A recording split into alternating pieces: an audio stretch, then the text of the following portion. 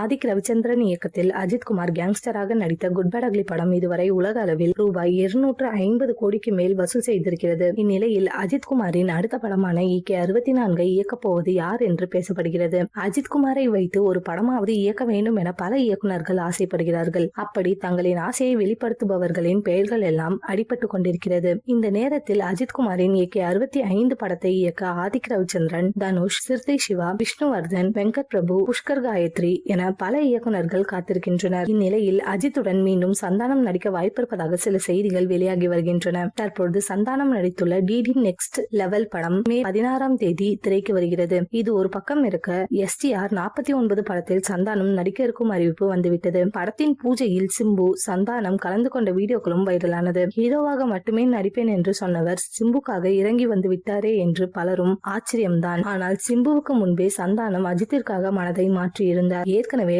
அஜித் விக்னேஷ் சிவன் இணையும் ப்ராஜெக்ட் திடீரென கைவிடப்பட்டது அனைவருக்கும் அறிந்த ஒன்றுதான். அப்பொழுது விக்னேஷ் சிவன் எழுதிய கதை முழுக்க முழுக்க காமெடி ஸ்கிரிப்ட். அதனால் அஜித் நேரடியாக சந்தானத்திற்கு போன் போட்டு நீங்க நடிக்கணும் என்று சொன்னாராம். முதலில் தயங்கிய சந்தானம் பிறகு நீங்க சொன்னா சரிதான் என சம்மதித்திருக்கிறார். ஆனால் இடையில் நடந்த குழப்பத்தால் அந்த ப்ராஜெக்ட் அப்படியே நின்று போனது. இல்லை என்றால் சந்தானம் அஜித்துடன் எப்பொழுதோ காமெடி டிராக்கிற்கு வந்திருப்பார். ஆனால் இப்பொழுது சிம்பு படத்தில் அவர் இரண்டாவது ஹீரோ என்பது குறிப்பிடத்தக்கது. மீண்டும் அஜித்துடன் சேர்ந்து படம் என்றால் அவர் ரெடியாக இருக்கிறார் எனவும் செய்திகள் வருகின்றன. EK 64 படத்தில் இணைவாரா என்பதை பொறுத்திருந்து பார்க்கலாம்.